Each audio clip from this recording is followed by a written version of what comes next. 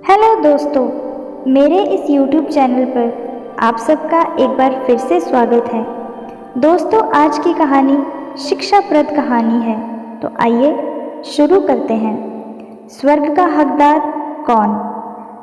मरने के बाद स्वर्ग के द्वार पर 4 व्यक्ति खड़े थे। इन 4 व्यक्तियों में पहला राजा था, दूसरा एक बिजनेसमैन था, तीसरा पंडित था और चौथा एक आम आदमी मजदूर था। किसी को भी यह पता नहीं था कि कौन स्वर्ग के अंदर प्रवेश कर पाएगा और कौन वहीं से वापस लौटा दिया जाएगा। सब स्वर्ग का दरवाज़ा खुलने की राह देख रहे थे और आपस में बातें कर रहे थे। जैसे कि राजा को मरने से पहले से ही आदत थी, उसने अपनी बात सबसे पहले बताई। राजा ने कहा, मैं बहुत प्रख्यात राजा हूँ। मैंने धरती पर अपना बहुत नाम कमाया है, इसलिए पूरी संभावना है कि मैं ही स्वर्ग में जाऊँगा। फिर व्यापारी ने अपनी बात सामने रखी और बोला, मैंने धरती पर खूब धन कमाया और उस धन से मैंने सैकड़ों लोगों की मदद की, इसलिए मैं ही स्वर्ग का हकदार हूँ।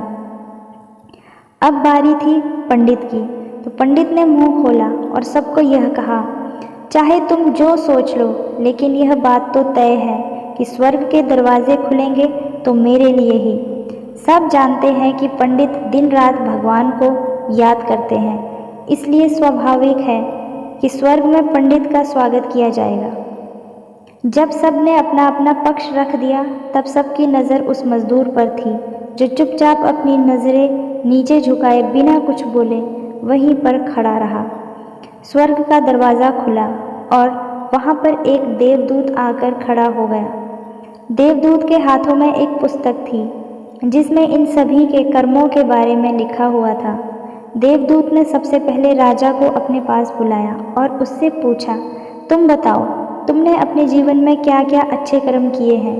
मैं उन्हें इस पुस्तक में देखकर फैसला करूँगा कि तुम्हें अंदर आने देना है या नहीं। राजा ने कहा, मेरा राज्य जितना बड़ा था उतना ही समृद्ध था और मेरी राज्य में सभी लोग खुशहाल थे, सभी बड़े आनंद से रहते थे। मैंने उन्हें कभी भी किसी भी चीज़ की कमी नहीं होने दी। यही मेरे अच्छे कर्म हैं। देवदूत ने अपनी पुस्तक में देखा और देखने के बाद राजा से कहा, तुम सच बोलते हो। तुमने अपने राज्य की प्रजा को बहुत सुखी रखा था, लेकिन तुमने अपने राज्य की सीमा बढ़ाने के लिए जितने युद्ध किए थे, उन युद्ध की वजह से हजारों सैनिकों ने अपनी जान गंवा दी थी। उन हजारों सैनिकों के परिवार के दुख का कारण तुम बने थे, इसलिए तुम स्वर्ग में नहीं आ सकते। अब बारी थी व्यापारी की। व्यापारी से जब देवदूत ने पूछा कि तुम्हारे अच्छे कर्म क्या है, तब व्यापारी ने उससे कहा, मैंने सैकड़ों लोगों को खाना खिलाया है, कई आश्रमों में दान किया है, कई निराश्रित लोगों के लिए घर बनाकर दिया है। यह मेरे अच्छे कर्म है। देवदूत ने फिर से अपने पुस्तक में ध्यान से देखा और देखने के बाद व्यापारी से कहा, तुम्हारा कहना भी ठीक है कि तुमने बहुत दान धर्म किया है, लेकिन यह दान धर्म तुमने जिन पैसों से किया है, उन पैसों को कमाने के लिए तुमने ना जाने कितने झूठ बोले हैं, कितनी हेराफेरियाँ की है और कितनी मिलावटें की है, इसलिए तुम भी स्वर्ग में नहीं आ सकते।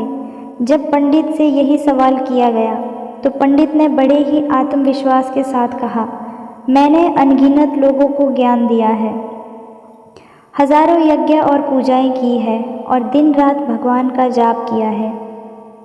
इससे अच्छे कर्म और क्या ही हो सकते हैं। देवदूत ने अपनी पुस्तक के अंदर झांक कर देखा और पंडित से कहा, आपने जितने भी लोगों को जो भी ज्ञान दिया है, उन बातों पर खुद कभी अमल नहीं किया।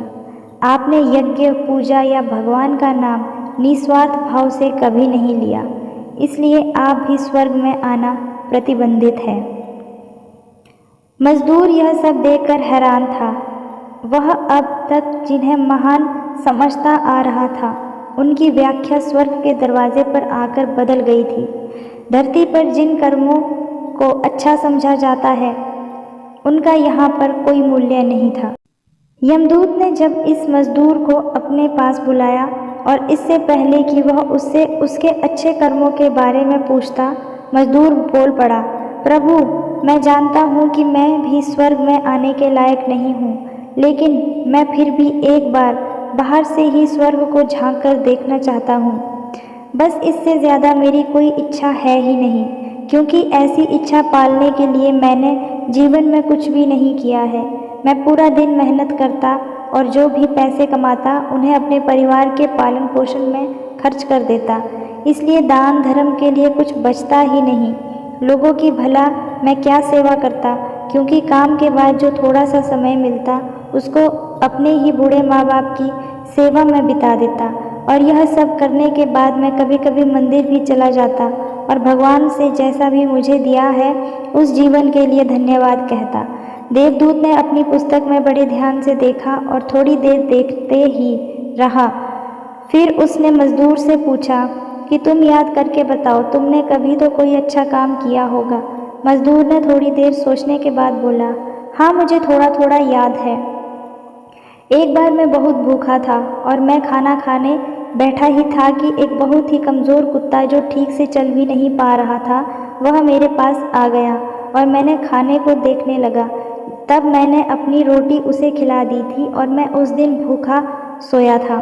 मजदूर की बात सुनने के बाद देवदूत मुस्काया और मजदूर को बड़े सम्मान से स्वर्ग के अंदर लेकर आया। तो दोस्तों, अच्छे कर्म, लोभ, मोह माया इन सब भावों में आकर नहीं किए जाते हैं और ना ही उन्हें अच्छे कर्मों की श्रेणी में गिना जाता है। निस्वार्थ भाव से किया गया एक ही अच्छा कर्म भी आपके जीवन के सारे पाप धोने की शक्ति रखता है। इसलिए जब भी मौका मिले निस्वार्थ भाव से और अच्छे मन से अच्छे कर्म किया करें। इस कहानी के बारे में आपकी क्या राय है दोस्तों, कमेंट बॉक्स में ज़रूर बताइएगा। कहानी को पूरा देखने के लिए आपका धन्यवाद। कहानी पसंद आई हो तो वीडियो को लाइक कीजिएगा और चैनल पर नए हैं तो चैनल को सब्सक्राइब कीजिएगा।